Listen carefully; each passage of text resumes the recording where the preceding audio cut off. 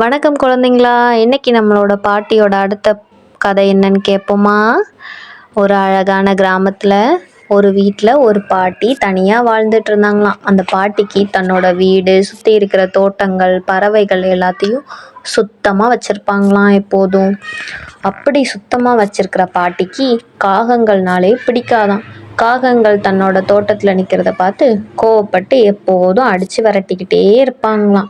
மற்ற மிருகங்கள், தேனி எல்லா தன்னோட தோட்டத்துக்கு வர எல்லா பறவைகளுக்கும் சாப்பாடு வச்சு பாதுகாப்பாக பார்த்துட்டு இருந்தாங்களாம். காகங்கள் மட்டும் என்னமோ அந்த பாட்டிக்கு பிடிக்கிறவே இல்லை.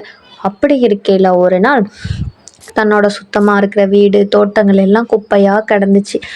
அப்படி என்னன்னு காகங்கள் பார்க்கையில பாட்டிக்கு உடம்பு சரியில்லாமல் இருந்துச்சான். அப்போது எல்லா பறவைகளும் சாப்பிட்டுட்டு காணாமல் போயிருச்சான். அது பாட்டில் டெய்லி சாப்பிட்டுட்டு போயிருமா. காகங்கள் மட்டும் சரி பாட்டிக்கு உடம்பு சரியில்லை அப்படின்னு சொல்லிட்டு பாட்டியோட தோட்டங்கள் எல்லாத்தையும் சுத்தப்படுத்திட்டு இருந்துச்சான். ஜன்னல் வழியாக பாட்டி சுத்தம் பண்ணிட்டு இருந்ததை பார்த்து பாட்டி காகங்கள் சுத்தப்படுத்திட்டு இருந்ததை பார்த்துட்டு இருந்தாங்களாம்.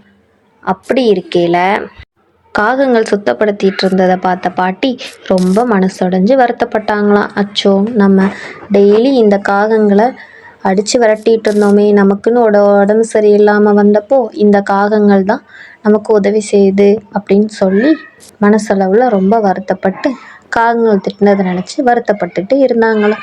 மறுநாள் வெளியில் வந்து காகங்களுக்கும் சாப்பாடு வச்சு மற்ற பறவைகள் மாதிரி பாதுகாக்க ஆரம்பித்தாங்களாம். குழந்தைங்களே, இதுலேருந்து என்ன தெரியுது?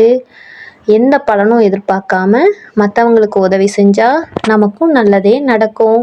ஓகே குழந்தைங்களா, இந்த கதை உங்களுக்கு பிடிச்சிருந்துச்சுன்னா அடுத்த கதை கேட்குறதுக்கு நம்ம சேனலை சப்ஸ்கிரைப் பண்ணி பெல் பட்டனை ப்ரெஸ் பண்ணுங்கள். ஓகே, பாய்.